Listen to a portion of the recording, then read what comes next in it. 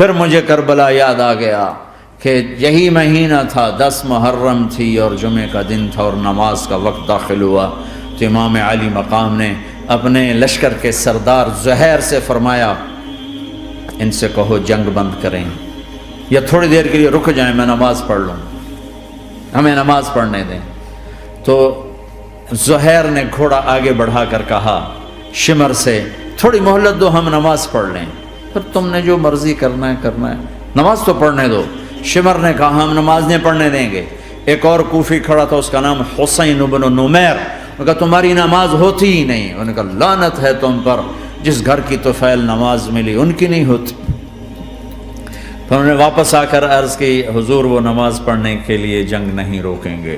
کہا اچھا پھر ہم نماز تو نہیں چھوڑ سکتے، میرے رب کی قسم اگر حسین نماز نہ پڑھتے تو انہیں کوئی فرق نہ پڑتا، لیکن ایک فرق پڑتا کہ پھر پیغام ادھورا جاتا، میسج ادھورا جاتا، اور میسج یہ دینا تھا کہ زیر خنجر بھی یہ پیغام سنایا ہم نے کہ ہم نے تلوار کی دھاروں کے نیچے بھی سر جھکانا ہے، اور ہم نے تڑپتے جسموں کے ساتھ بھی سجدہ کرنا ہے، اور ہم نے زخمی جسموں کے ساتھ بھی اللہ کے سامنے رکوع کرنا ہے، اور ہم نے خون آلود جسموں کے ساتھ بھی رب کے سامنے کھڑے ہو کے آنے والی نسلوں کو پیغام دینا ہے کہ نماز وہ ہے جسے اس وقت میں بھی نہیں چھوڑا جا سکتا، تاکہ کوئی یہ کہہ نہ سکے میں کیسے پڑھتا، میری جاب تھی میں کیسے پڑھتا، میری آنکھ نہیں کھلتی میں کیسے پڑھتا، میری عادت نہیں۔ اللہ کی قسم یہ جنتی نہیں تھے، جنت کے سردار تھے، صرف جنتی نہیں تھے، جنت کے سردار تھے، صرف جنتی نہیں جنت کے سردار۔ اور یہ سرداری کب ملی؟ محنت کے بعد نہیں، پہلے ہی ابھی ماں کا دودھ نہیں چھوٹا تھا کہ میرے نبی نے فرمایا حسن حسین جنت کے نوجوانوں کے سردار ہیں، اور ایسا پیار تھا کہ دونوں کو عرب سردار بچہ اٹھانا اپنی ذلت سمجھتے تھے، بچے نہیں اٹھاتے تھے، سب کے سامنے پیار نہیں کرتے تھے، لیکن آپ حسن حسین کو یہاں اٹھاتے، پھر یہاں ہی نہیں اٹھاتے تھے، یہاں کندھوں پہ بٹھاتے، یہاں۔ اور ایک عرب بدو حیران ہو کے دیکھ لیں یا رسول اللہ یہ آپ کیا کر رہے ہیں، مطلب یہ کتنی عیب کی بات ہے کہ آپ جیسا سردار اور یہاں بچوں کو بٹھایا ہوا ہے۔ کہنے لگا آپ ان سے بہت پیار کرتے ہیں؟ کہا ہاں میں ان سے بہت پیار کرتا ہوں، اور صرف میں نہیں کرتا اللہ بھی ان سے پیار کرتا ہے، اور بتاؤں جو ان سے پیار کریں گے اللہ ان سے بھی پیار کرے گا، جو ان سے محبت کریں گے اللہ ان سے بھی محبت کرے، اللہ بھی ان سے محبت کرے۔ پھر ہم نے دعا مانگی یا اللہ جو ان سے پیار کرے تو ان سے پیار کر، جو ان سے بغض رکھے تو ان سے بغض رکھ۔ حضرت حسن سر سے لے کر کمر تک اللہ کے نبی کی 100% کاپی تھی، چہرہ یہ آدھا حصہ اوپر والا نبی کے مشابہ، یہاں سے نیچے پاؤں تک علی کے مشابہ، باپ کے مشابہ۔ حسین اس کا الٹ، سر سے لے کر کمر تک علی کے مشابہ، کمر سے لے کر پاؤں تک اللہ کے نبی کے مشابہ۔ اس مشابہت پر ہمارے نبی کہا کرتے تھے حسن میرا بیٹا ہے، حسین علی کا بیٹا ہے۔ ہائے ہائے کیا کیا لاڈ لڈائے اور کیا لوگوں نے کر دیا ان کے ساتھ۔ نماز جیسے عظیم عمل میں، نماز جیسے آپ رکوع میں ہوتے تو حسن آ کر نا پاؤں میں گھس جاتے تھے، یہاں سے نکلتے ادھر، یہاں سے نکلتے یوں۔ سجدے میں جاتے تو کمر پہ بیٹھ جاتے تھے، فرض نماز کا سجدہ۔ تو ایک دفعہ پہلی دفعہ جب یہ قصہ ہوا تو آپ نے سجدہ لمبا کر دیا، بچے کے اتارا نہیں، اٹھے نہیں، سجدہ لمبا کر دیا۔ پچھلے پریشان ہو گئے کہ اتنا لمبا سجدہ کہیں آپ فوت تو نہیں ہو گئے۔ تو جو پہلی صف میں تھے نا انہوں نے یوں کر کے دیکھا، چکر کی وہ دیکھا تو حسن کمر پہ چڑھے ہوئے، تو قریب ایک آدمی نے آگے ہاتھ بڑھا کے کھینچنا چاہا، تو آپ نے یہاں سے دیکھا ہاتھ آ رہا ہے، تو آپ نے اپنے ہاتھ سے یوں اشارہ، نماز میں یوں اشارہ کیا کہ میرے بچے کو نہ چڑھو۔ جب حسن خود اترے پھر آپ سجدے سے اٹھے۔ کبھی حسین چڑھ جاتے تھے، کبھی حسن دونوں ہی چڑھتے تھے، یہ سر حسن کے بعد کبھی یہ کبھی وہ، کبھی یہ کبھی وہ۔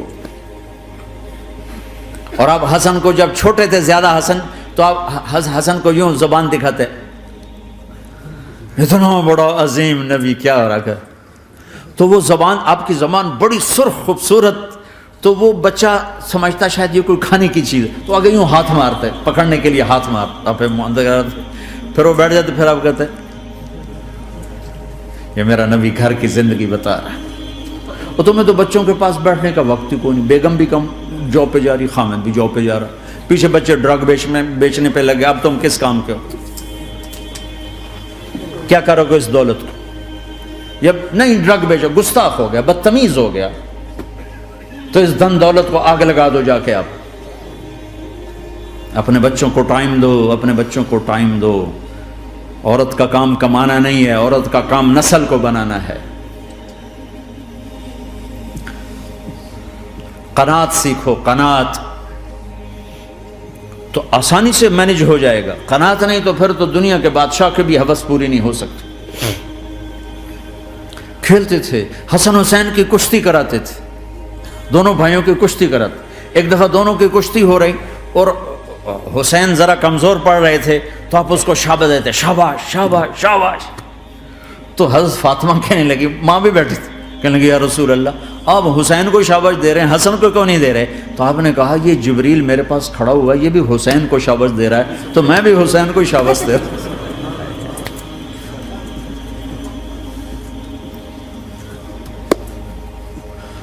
ایسی ہستیاں، لیکن ایک سبق ہے، یہ ہونا چاہیے تھا تاکہ امت کو پتہ چلے کہ دین کتنی قیمتی چیز ہے۔ وہ جی اللہ بڑا غفور الرحیم ہے، میں نہ ہمیں ڈرایا کرو۔ ہاں اللہ بڑا غفور الرحیم ہے، لیکن اس کا کوئی عدل بھی ہے۔ رات کا شراب پینے والا اور رات کو مصلی پہ رونے والا برابر ہو جائیں گے، تو پھر یزید حسین کو ایک ہی جگہ بٹھا دو، پھر کربلاؤں کے لیے رونا چھوڑ دو۔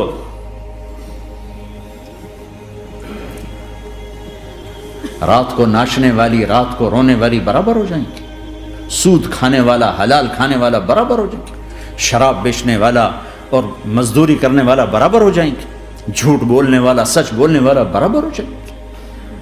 افنجعل المسلمین کالمجرمین ما لکم کیف تحکمون ام لکم کتاب فیہ تدرسون۔ اس سے زیادہ واضح کیا بتاؤں کہ میرا رب کہتا ہے کون سی کتاب میں لکھا ہوا ہے کہ ماننے والا نہ ماننے والا برابر کر دوں گا؟ کون سی کتاب میں؟ اللہ کو یہ کہنا پڑ رہا ہے ام لکم کتاب فیہ تدرسون، کس کتاب میں یہ لکھا ہوا ہے؟ ام نجعل المتقین کالفجار، ایک بدماش اور ایک فرمانبردار کو برابر کر دوں؟ کہاں لکھا ہوا ہے؟